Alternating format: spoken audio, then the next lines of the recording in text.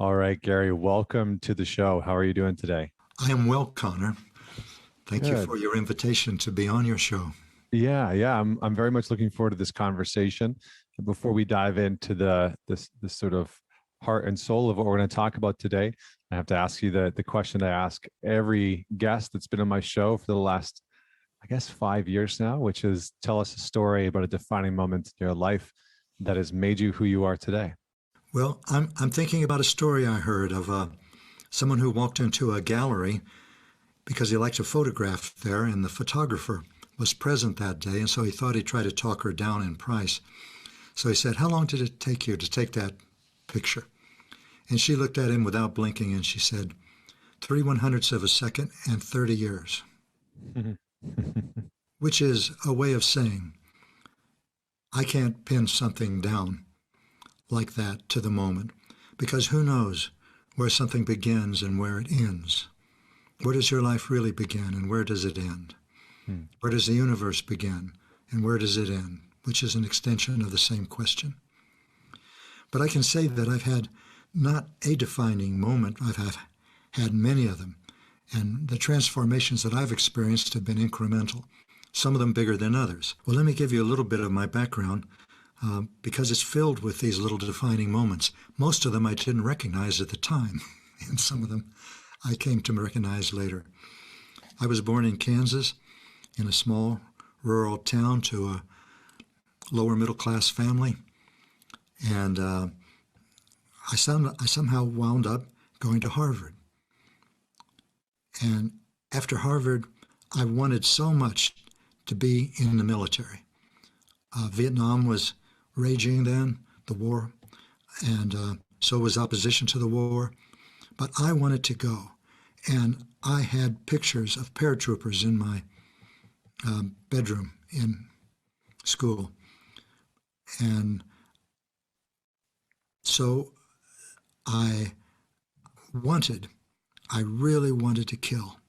I was so insecure. I so needed admiration. I so needed to be loved, but I couldn't even think in those terms in those days. So I enlisted in the Army. I got an appointment to Officer Candidate School, infantry, and I went into the Army. And then I wanted very much to go into Special Forces, but there were no positions in the that's a Green Beret. Mm-hmm. There were no positions in the Special Forces for second lieutenants, which I would become.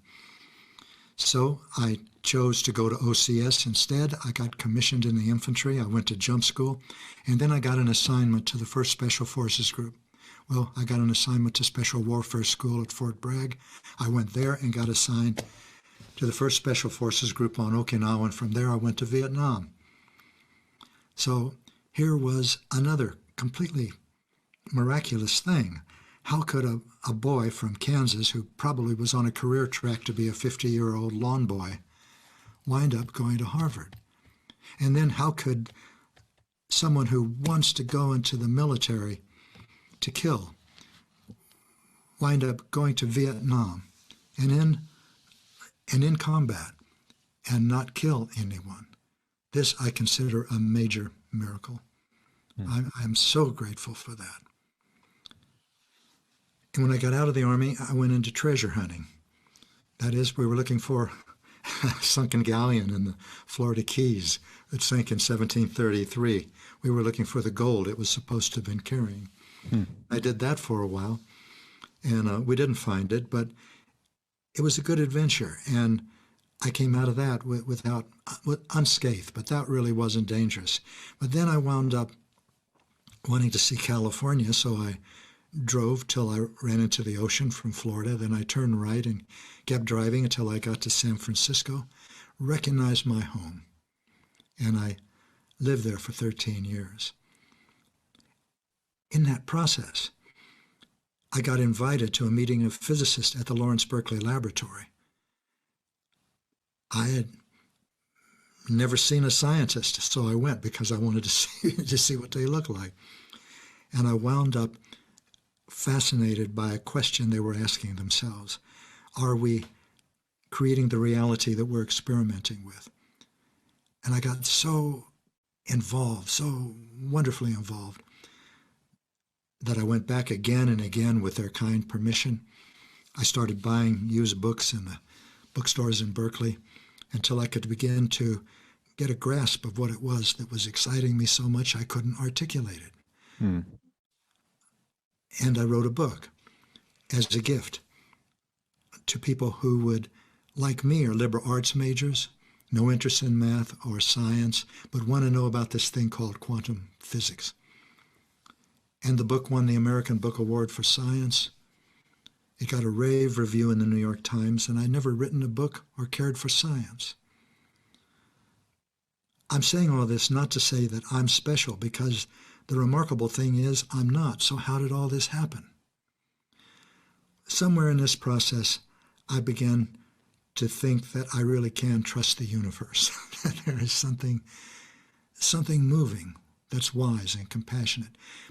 And the wisdom and the compassion express themselves differently for different people. For other people, it's getting crippled or getting wounded severely in a war. For other people, it's raising a family. But for all, it's wise and it's compassionate. And there's nothing that we can experience that isn't wise and compassionate. These are things I never could have said before because I didn't know them before. And I had. So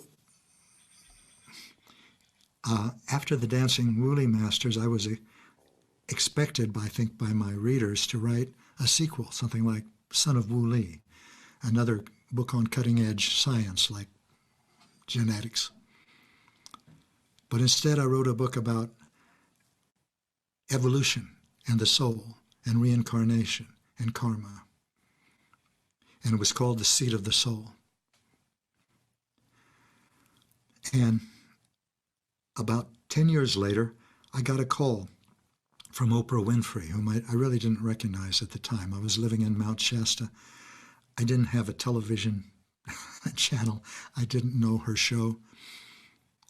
And we started to talk, and I got invited to go to Chicago just to talk with her, not to be on the show, just to do a little thing, 5-minute segment. And we really had a connection. And I wound up doing over 30 shows with her over the next year or two, all about the things that I wrote instead of finishing the sequel to The Dancing Woolly Masters. That book was The Seat of the Soul. And I love sharing that. And then I started applying what I was learning as I wrote that book. So all of these were turning points. But I think in this lifetime, I can say that in addition to meeting Linda Francis, my spiritual partner, who's the perfect partner for me, that one of the major turning points was when I was writing the book about quantum physics. And I made an outline for the book. I made an outline for each chapter, which I threw away as I started to write because my energy would go someplace else. And after 6 chapters, I realized they fit together perfectly. But I didn't do it. So how did that happen? And that's the first time I realized I wasn't alone.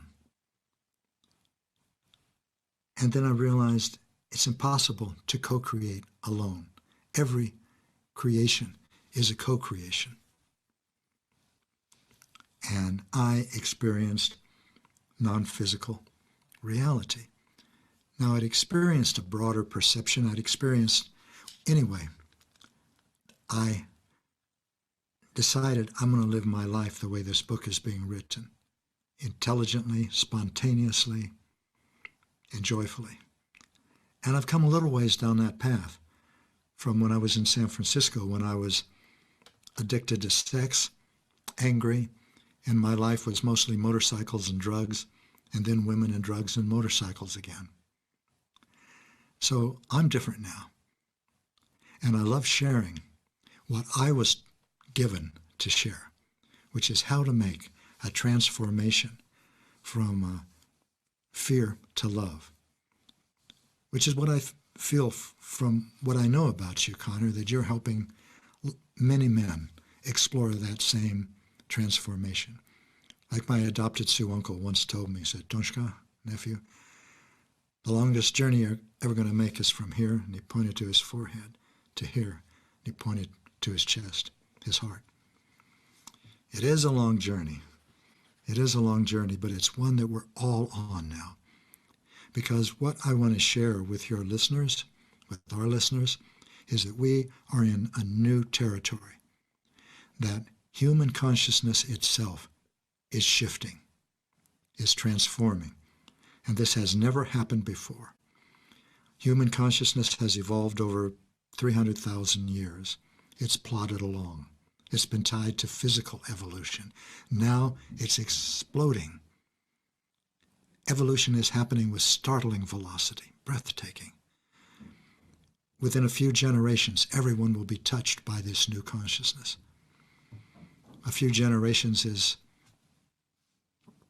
faster than an eye blink, faster than a heartbeat from an evolutionary timescale. We are acquiring another sensory system. Our ability to perceive is expanded beyond the five senses. And our understanding of power has changed from the ability to manipulate and control into the alignment of the personality with the soul.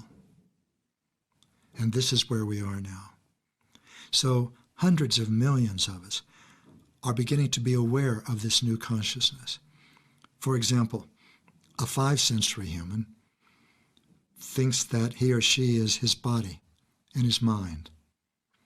A multi-sensory human, which means a human that has more sensory systems than the five senses, knows that he or she has an immortal component to himself or herself. That there's an aspect of herself that existed before she was born and that will continue to exist after she dies. If you've ever experienced anything like that or had a hunch, and I'm not talking about just to you, but to all of our listeners, that's a multisensory perception.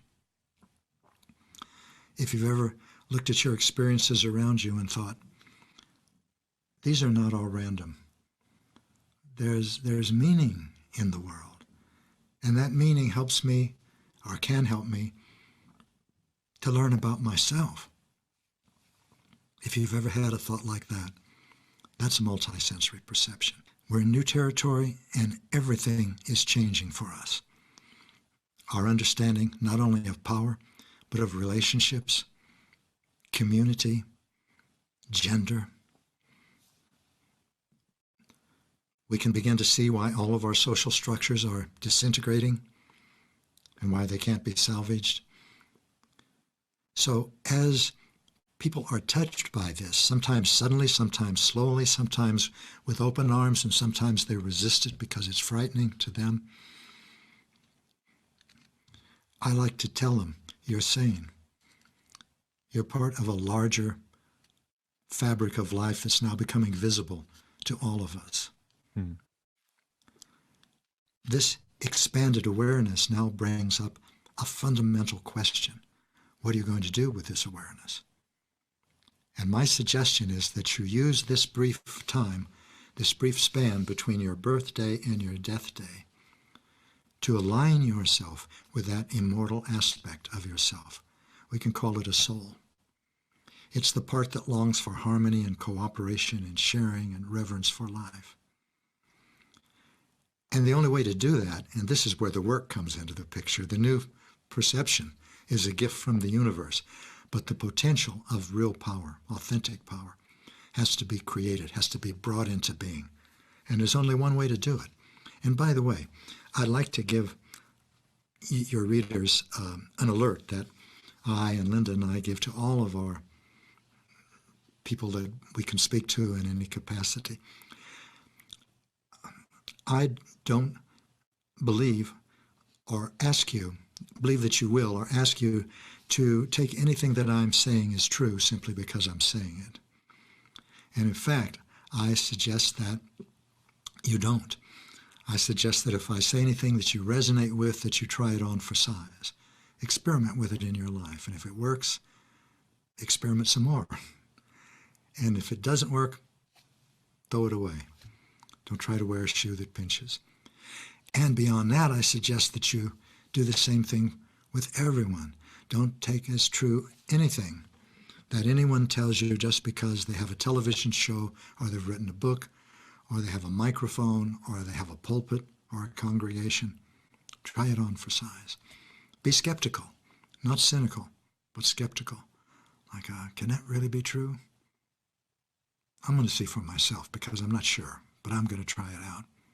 That kind of skepticism is good. That's skepticism. I've talked for a while now, and I appreciate your generosity in inviting me to do that. But do you have any questions or anything that I can go deeper into? Yeah, no, absolutely. I mean, I think there's many threads to sort of tug on in what you laid out and to explore. Yeah, I think a few things came up for me that I was present to in the conversation, and the times that we're in are certainly shifting. And I find that to be true in many ways. Like later on this month, I'm hosting a 4-part series called The Wisdom of the Elders, where I've invited in 4 men that I consider to be to hold a certain type of elder wisdom, to impart that into our community, because I think in many ways we've lost a tether and a connection to that type of conversation. And I do think that we are experiencing a very significant transition culturally and psychologically, psychoculturally, I guess you could say. You know, I remember reading and hearing Carl Jung talk about how the end of humanity, if and when it would come as a result of a lack of knowing the psyche, a lack of knowing our internal landscape, a lack of not being able to connect to the soul. And he wrote extensively about the soul. And I hear you in some ways speaking in similar terms, that we are becoming more conscious of our innate wisdom, that our consciousness and our awareness is expanding, and that is allowing us to interact in different ways with our external environment. I also feel like we're entering into a time of higher levels of chaos and entropy in some ways, that which maybe is a natural byproduct of what you're saying, that some of the older structures are starting to break down socially, psychologically, et cetera. And that because of that, we're having to interact with ourselves and one another in a very different way. So those are just some of the thoughts that sort of came to mind. But I'm curious if maybe you can speak a little bit as to the cultivation of this connection with our consciousness, and is there a manner in which you sort of advocate for? Because I think for a lot of people, they're trying to find some resemblance of certainty or order in their life right now, as we've gone through, a tremendous amount of uncertainty and not knowing. And there's a wild amount of fear in the world. I mean, I think a crippling amount of fear for many people. And that, I guess, not really like a battle, not combating the fear, but learning how to digest that, or sort of turn that into love in some ways, to turn that into something that is palpable and actionable. I think is relatively important. So maybe if you could speak towards that, I think that would be helpful. I think it's more than relatively important. I think it's the important thing. I think it's fundamental. The only way to create authentic power, which means alignment with your soul, is to find those parts of your personality that are not. In other words, the parts of your personality that are angry, jealous, resentful, vengeful, feel superior and entitled, like I did for years, feel inferior and need to please, which I've also experienced in my life, because the two can flip. Every obsession, compulsion, and addiction, these are all common experiences and the commonality is fear. And the commonality has certain things that don't vary. to experience it internally is painful. And when you act on it, it produces painful and destructive consequences. Each of these things, experiences, currents of energy, however you term them, are currents that everyone has. But everyone also has other currents. Call them other parts of the personality.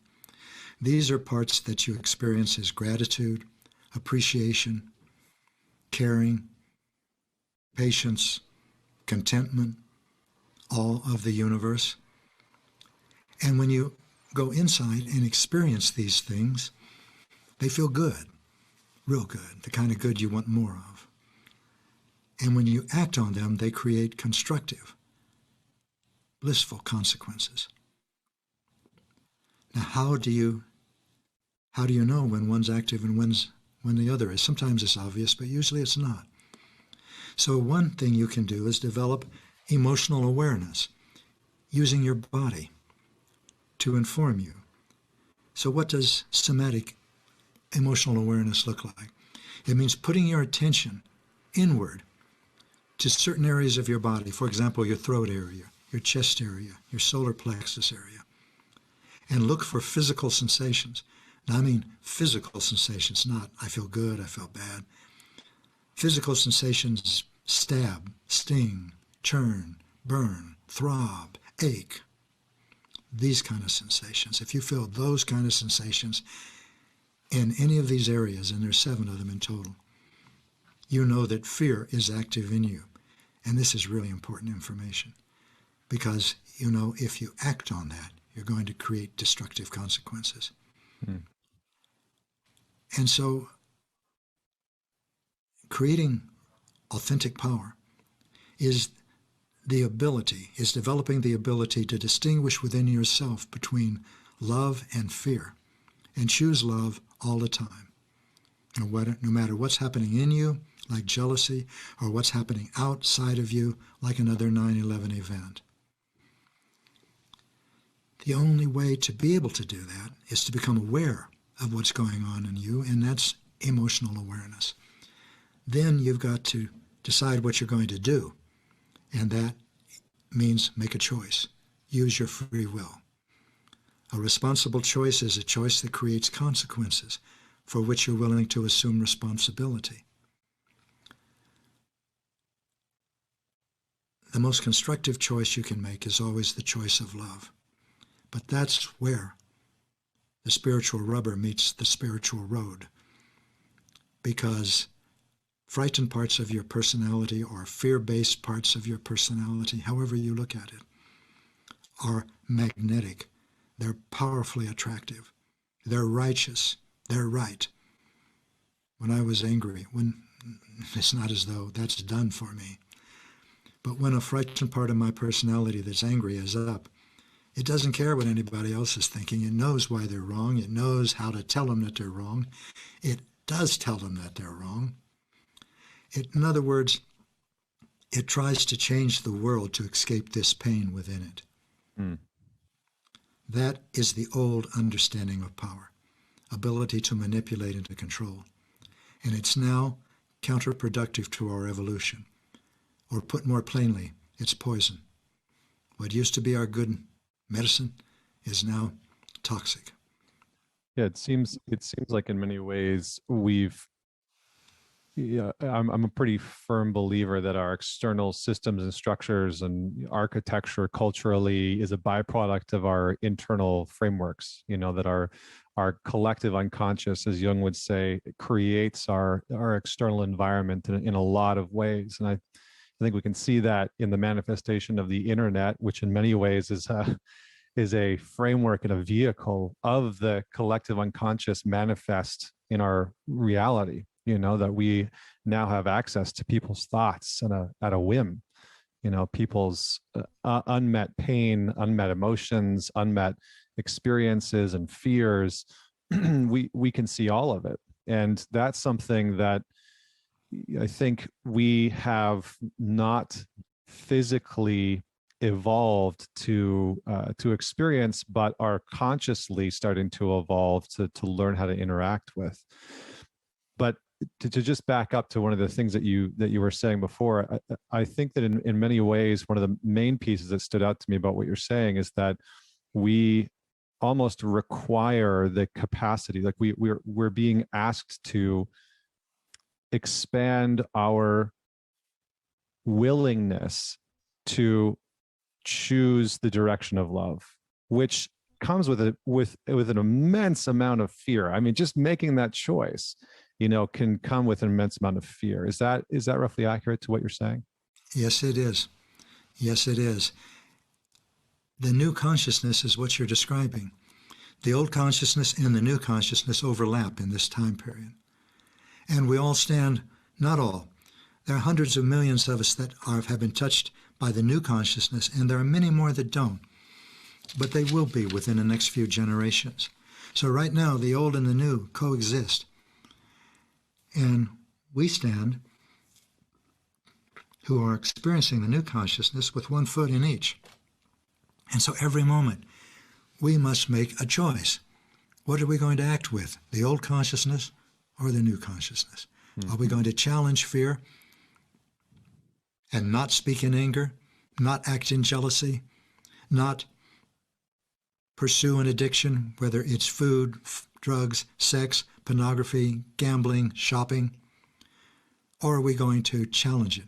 Are we going to reach for the healthiest part of our personality that we can reach and that we can access, and choose consciously to act from that healthy part while we're experiencing the pain and the magnetic attraction of the frightened part? That's the moment of creating authentic power. And as you do that again and again and again, you begin to move beyond the control of the fear-based parts of your personality. And love begins to enter your awareness more and more until your awareness becomes love. As you become multisensory, you begin to experience that the five-sensory perception of an inside and an outside, those distinctions melt. And you begin to see that the love and fear in you are the same love and fear in the world. Not like the love and fear in the world, the same love and fear in the world. And the only place you can change those are in you. If you try to change them in the world, you're pursuing external power. You're trying to change the world so you'll feel better about yourself, or more valuable, or safe. But when you have the commitment and the courage to look inward and to experience the pain of a frightened part of your personality, and it's painful, it's very painful, and choose in that moment to challenge it, not to challenge the world. As we become multisensory, we see we see things full of wonder, Connor. And I know that you know much of this, or some of it, because so many of us do. Mm-hmm. When you choose fear, you step into an illusion. The illusion is that domain in which fear or emotional pain is experienced and blamed upon the external world. When you're not in the illusion, you can feel the pain of a frightened part of your personality and really realize it doesn't have anything to do with what you thought it had to do with what the frightened part of your personality thinks it was. It isn't the person who betrayed you. It isn't the person who's just run into your new car. It isn't the person who's said, I don't want to live with you anymore. The external world, if you want to describe it, activates these different aspects of yourself, and they generate the pain and the bliss that you feel. So when you create authentic power, you look inward and you change the origin of these experiences instead of trying to change the world. That's what we're doing now. That's what we're doing now if we have the commitment, the courage, and we're aware of multisensory perception. Everything that we have on our website, which is seatofthesoul.com, is meant to support you. We just rebuilt that No, we threw the old one away and built a new one. And it's because we wanted this one to be supportive in every way. Mm. So I invite you there. You can download the Authentic Power Guidelines that have 4 sections: commitment, courage, compassion, and conscious communication and actions. They're free. Take a look. There's videos. I don't know when you went to our website. If it's beautiful and attractive, it's the new one. If it's an old brochure site, it's the old one. It was recently, yeah. It was recently. Oh. I'm curious though, because I think one of the things that you're talking about in this is that, and I sort of have this, I don't know, not theory, but this sense that as we begin to equip ourselves to better metabolize and digest trauma and pain and fear, we elevate and expand our awareness and our consciousness.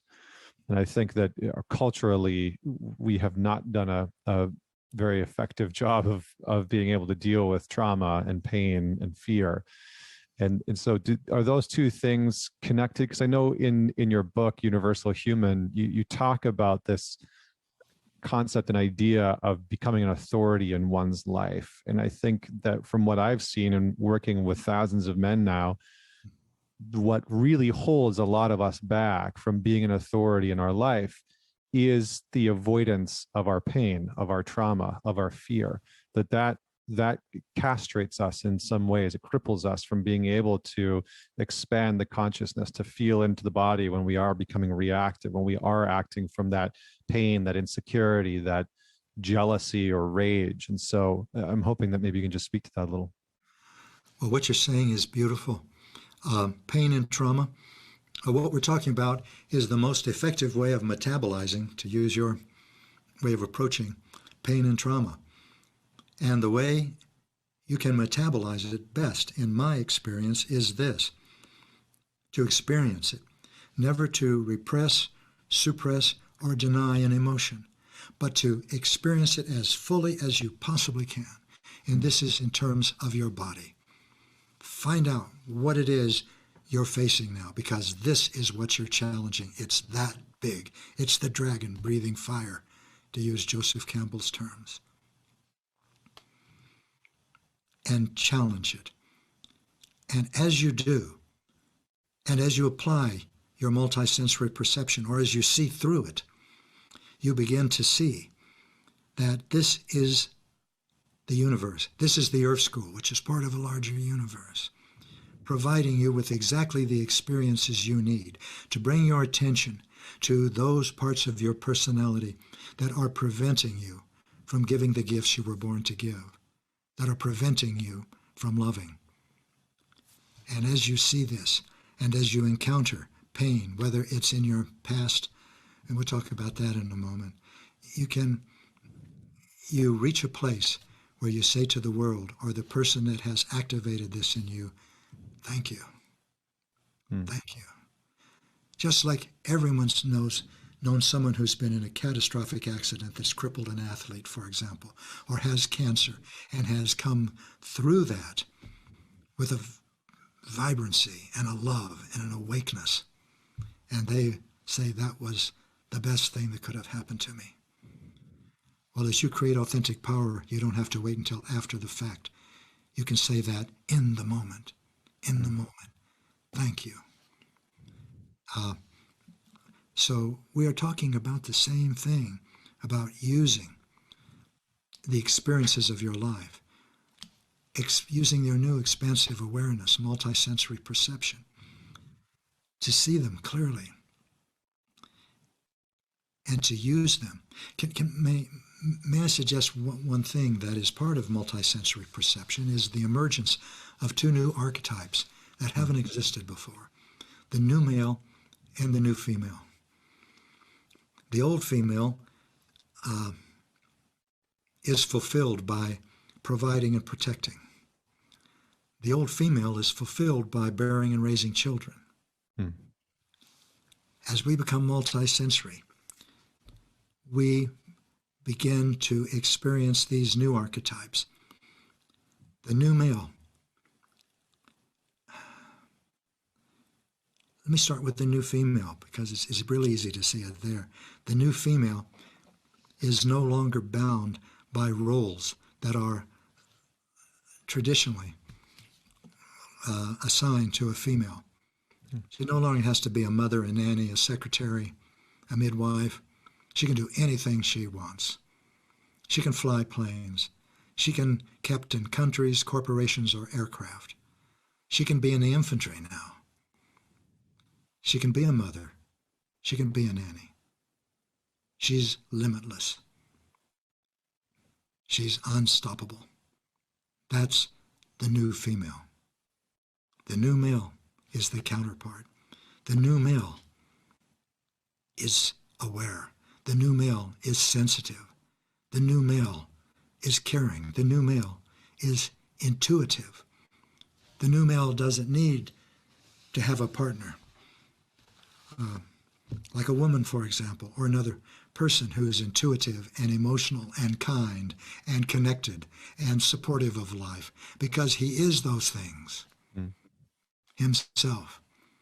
So the new male and the new female look for different things when they choose partners. And I'm not talking about just life partners. I'm talking about partners everywhere. Instead, they're looking for someone to take or co-take the difficult and demanding journey of spiritual development. They look for someone to do that with. And when they find people like that, they enter another new archetype that has never existed before, and that's spiritual partnership. Partnership between equals for the purpose of spiritual growth. Not just a couple's relationship, a relationship that can happen even in a biological family, can happen on a sports team, can happen at work, in school. And it's wonderful. When you enter a spiritual partnership, fasten your seatbelt, because it's going to bring up everything in you and in your partners that they need to look at in order to grow spiritually. I think Jung, again, to just go back, I love Carl Jung, by the way. I'm sure that's been apparent. He says something along the lines of the fastest racehorse to individuation is marriage. And he later elaborated on that to some, because I think in some ways what he was talking about was the spiritual, psychological evolution of the individual. You know, what's going to help a soul actualize in some ways, what's going to help an individual individuate to their fullest potential. And it's that partnership, when intentionally crafted, right? When it is for the purpose of spiritual not growth, I don't think that's the right word, but evolution in some ways, or expansion. And so what would you say are some of the not parameters of a spiritual dynamic, but I think, you know, spiritual relationships get talked about a lot.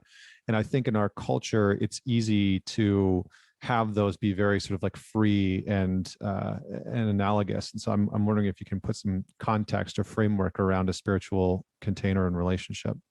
I can. And I'd like to start by saying, let's expand beyond the concept of culture and expand beyond the context of, let me tell you what a universal human is. First of all, I can't very much. I'm not a universal human. There aren't any now. But there are emerging universal humans. Right now, we are in a huge evolutionary transformation, 5 sensory and the understanding of power as control and manipulation, to multisensory and the understanding of power as ability to align the personality with the soul. That's the big transit that we're in, and it's happening fast. It's happening so fast that even while we are in stage 2 of this evolution, you might say, which is actually older than that, we can begin to sense something beyond what we're evolving into. Not that we can see it, certainly not that we could experience anything like it, like a universal human. But we can sense it in a way. It's part of our experience, like when you're outside in the wilderness before dawn, and the sky is pitch black, but you can feel the dawn coming. There's not a trace of it, not a trace that you can see, but you feel it. Something big is happening. The dawn is coming. Well, that's our relationship now with the universal human. And that's why I wrote the book. The book is dedicated to emerging universal humans. So the little that I can say, or anyone can say, I think now about a universal human is, a universal human is authentically powerful. In other words, universal humans emerge from authentically powerful humans. And a universal humanity emerges from an authentically powerful humanity.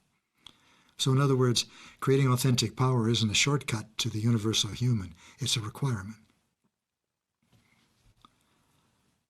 A universal human is beyond culture, beyond religion, beyond nation, beyond ethnic group, beyond gender. A human whose allegiance is to life, capital L, life first, and everything else second. If I were a universal human, I would say, I am a universal human first, and a male second. I am a universal human first, and white second. I am a universal human first, and an American second. I am a universal human first, and a grandfather second. I am a universal human first, and everything else second. The identity of a five-sensory human is personality, his or her personality. The identity of a multi-sensory human, which we are, so many of us becoming now, is soul. The identity of the universal human is life, as life, life itself. And I share your appreciation of Carl Jung. I haven't read all of his 22 volumes, but I've read quite a few of them.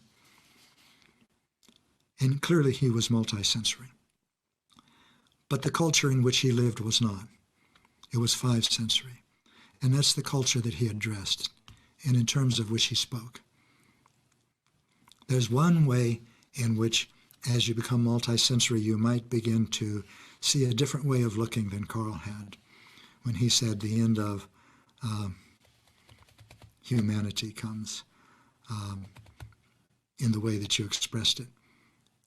Yeah, not knowing the psyche, or that the end of humanity would come in the lack of, as a byproduct of the lack of knowing the self in some way, Yes. shape, or form. Yeah.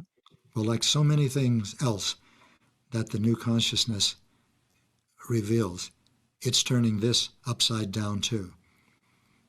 Humanity, humankind, is on this evolutionary path coming to an end. And it's not as a result of lack of awareness, but of expanded awareness, completely expanded awareness. The universal human, in my experience, is the final step in the evolution of human. Beyond the universal human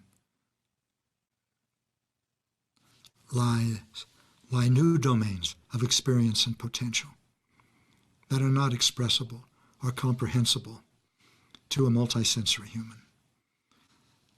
And what's beyond the universal human is not comprehensible or expressible to a universal human. But that's the path that we're on. And it's not written. Multisensory perception is a gift from the universe. All we need to do is unwrap it and use it. And that's what we're talking about now. But to create authentic power, the potential of multisensory perception requires work. That is the work. That requires the commitment and the courage to feel the pain of frightened parts of your personality and not blame it on anything, not on my culture, my family, my community, my color, not blame it on the people around me, not blame it on climate change, not blame it on the pandemic, but to recognize all of those things, if they've activated or triggered in me painful emotions.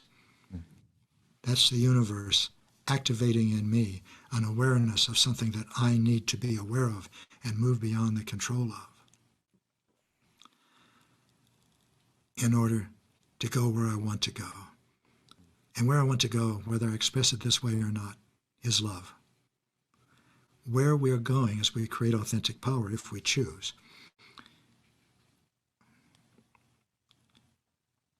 is to move through, be able to move through the earth, school, with an empowered heart, without attachment to the outcome.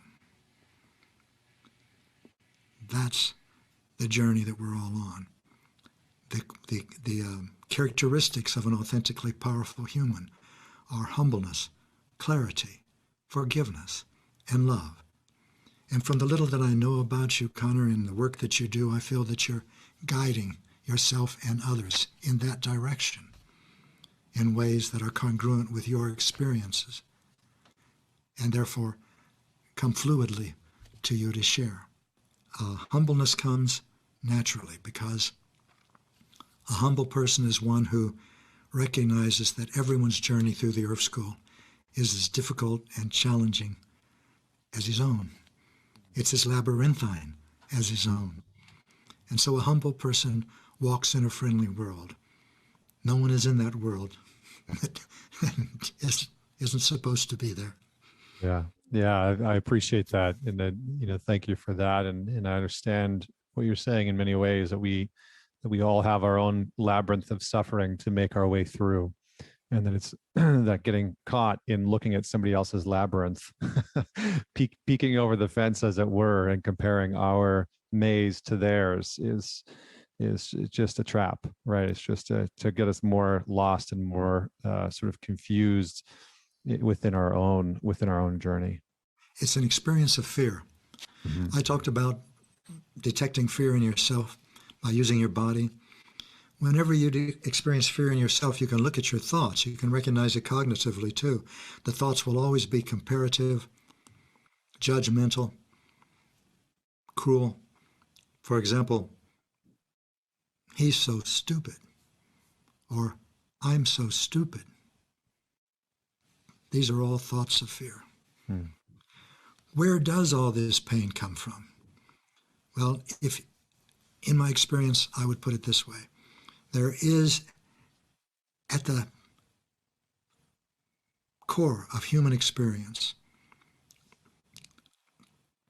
5-sensory human and multi-sensory human, a pain that is so deep, so excruciating, that it's unbearable. That's the pain of powerlessness. That's the pain of wanting to belong, needing to belong and not belonging. That's the pain of needing to be loved and knowing that you're unlovable. That's the pain of wanting to love and knowing that you can't. You're incapable. It's feeling that you never want anyone to see yourself inside the way you really are, the way you see yourself, because if they did, they wouldn't want anything to do with you. It's the feeling that you're flawed, you're intrinsically flawed, you're inherently defective. That's the pain of powerlessness. And it generates every cruelty, every fear, every painful experience and creation. When we were 5-sensory, we attempted to mask the pain of powerlessness by changing the world. We acted on fear. If we were angry, we shouted. If someone left us or we left someone, we'd find someone else. Nations pursue external power. Individuals pursue external power. Collectives pursue external power. As you begin to really look at collectives and communities, you'll find that community is a two-sided coin. On one side is protection and similarity and the refuge that gives people who are the same. On the other side is fear of anyone who's different. So we begin to look at communities differently. We begin to see there's only one big community, the biggest community. It includes everything, everybody, everything that is, everything that's not. That is the community of the universal human. Mm. So I feel that the men that you're working with and yourself, although you may look at yourselves differently, but in my heart, you are clearly new males. Your satisfaction, your fulfillment, your goals are in different directions than the old male. I'm different from the Green Beret officer that I was in Vietnam. And I'm attracting energy that's different from the energy that frightened part of my personality, which controlled so much of me, attracted.